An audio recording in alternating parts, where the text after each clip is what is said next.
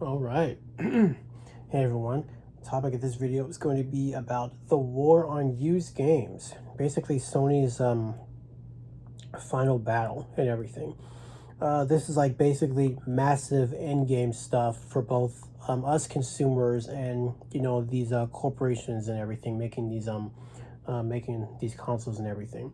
Basically, if they win this war and stuff, then basically us consumers in the hobby we're going to be basically screwed forever and everything.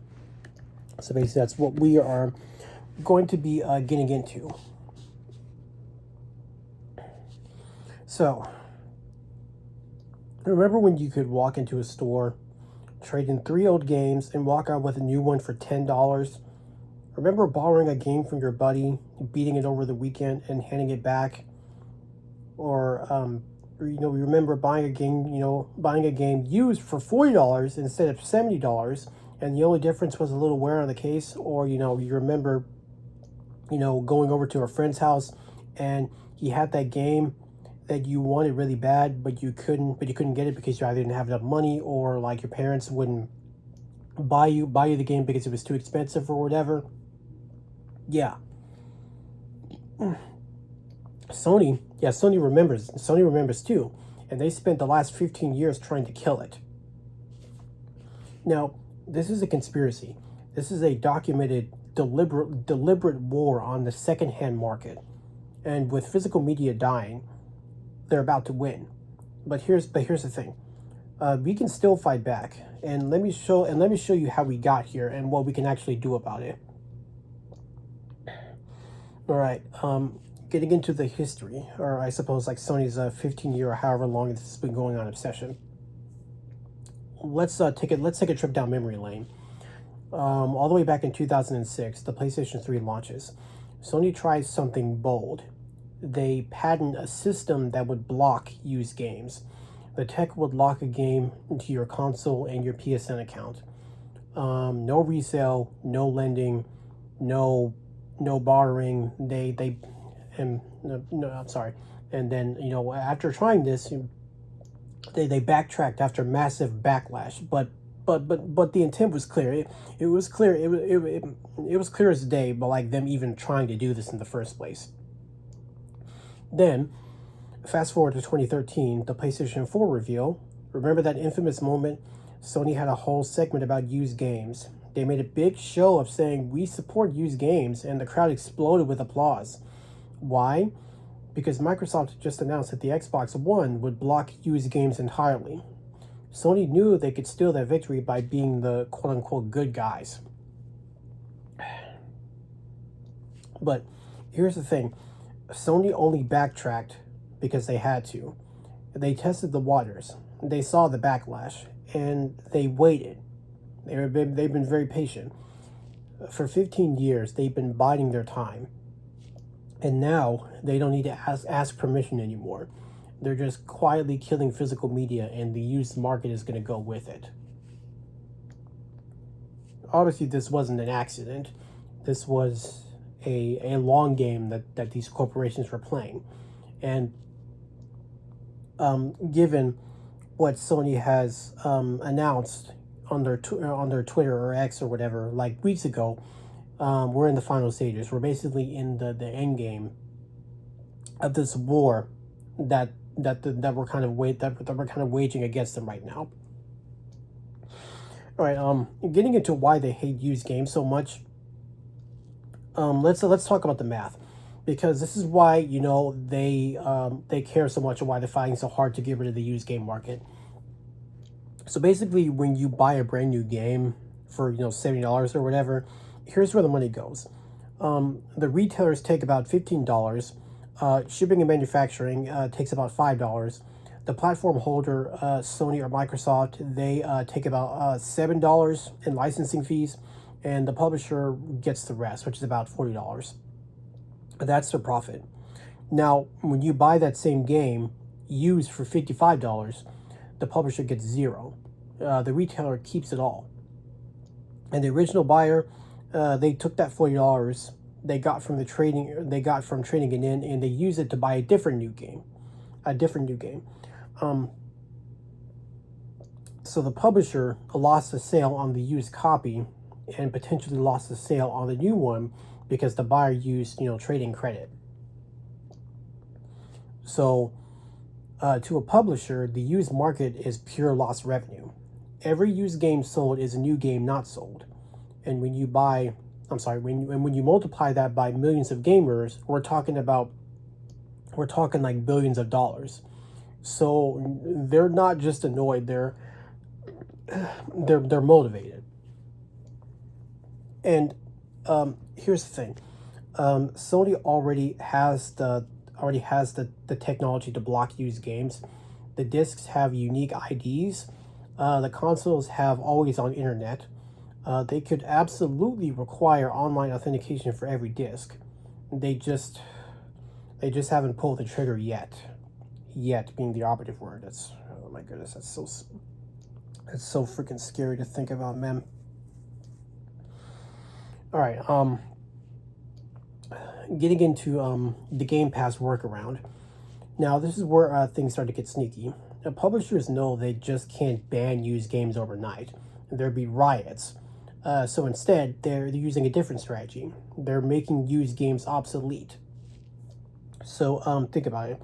When you buy a used copy of Call of Duty, it can be, like any Call of Duty, let's say for $50.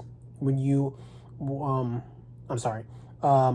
buy a used copy of Call of Duty for $50 when you can subscribe to Game Pass or PS Plus for $15 a month and play it for free, quotation marks, free? Why hunt down a used disc when digital sales have you conditioned to wait for a 50% off flash sale? See, they're not attacking used games head on anymore. They're making them irrelevant. They're training an entire generation of gamers to think subscriptions and digital libraries are just the way things work now. And the younger gamers, they don't even know what they're missing. That's the thing. And they've never traded a game in. They've never borrowed a disc. They just pay and play. And this is exactly what Sony wants. And this is probably the absolute most quietest war that we've ever fought. No press conferences, no dramatic announcements, just a slow, steady erosion of consumer rights, and most people are not even really going to notice. Okay, so getting on to what we lose when used games die. If this happens, if the corporations win, we lose the used game market. This is what's going to happen. All right, so getting real for a second, why does this matter? Obviously barring beyond the money. The used games and market are how so many of us became gamers. Growing up, some people growing up, they couldn't afford $70 games. Neither could some of other people's friends. We traded, we borrowed, we bought used. And that's how we experienced so many classics that we wouldn't have touched otherwise. Used games lowered the barrier to entry. They made gaming more accessible. And here's the thing. Used gaming lets you take risks. You want to try a weird indie game? You can buy it used for $20. If you don't like it, that's fine. That's simple. Just trade it back in. No big deal. But in a digital only world, you're stuck with it. You bought it, you own it, and if it sucks, too bad. You can't really get your money back. I mean, I think it depends. It depends on the return policy. I think if you request a refund within 15 days or so, you might be able to get your money back. But it's a bit of a small open window. The used market is basically freedom for us consumers. It's a choice. It's a safety net. And when it dies, if it dies, gaming becomes a luxury hobby for people who can't afford to take $70 chances. That's obviously not the game that I grew up with. And quite frankly, I do not want to accept this as the new reality.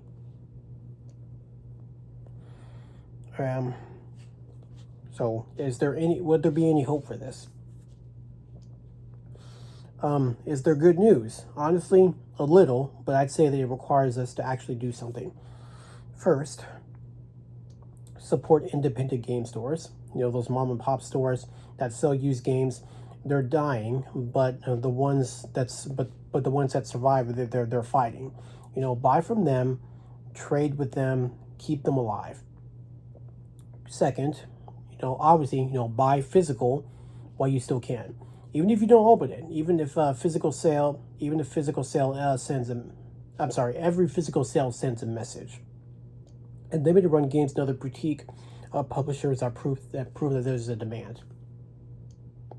Third, speak up. Social media matters. Remember when Sony tried to shut down the PS3 store and we all yelled about it? They listened. They can hear us. They just need to know. They just need to know that we're paying attention. And regarding, you know, them recently Sony announcing they're killing physical media. You look online, people are lighting them up on social media and everything. Unfortunately, Sony thinks that they can just said what they were going to do and everything, and just wait for the backlash to blow over. It's not going to blow over. It's not blowing over. There's more and more new things in backlash, and like more topics of like Sony being ganged up on by more and more people every day. So no, just keep it up. Keep at it. They just need to know that we're paying attention, and we are. And finally, you know, teach young gamers what they're missing. Show them the joy of a used game store. You know, let them borrow a disc. You know, let them experience the freedom of actually owning something physical. Because if they don't know what they're losing, then they obviously won't fight to keep it. All right, getting into the conclusion. Look, I'm not naive. I know that the used video game market is probably going to die eventually, but it doesn't have to die quietly. It doesn't have to die without a fight. And if enough of us push back, even if enough of us keep buying physical, they keep trading, we keep making noise, we can slow this down. We can protect what's left.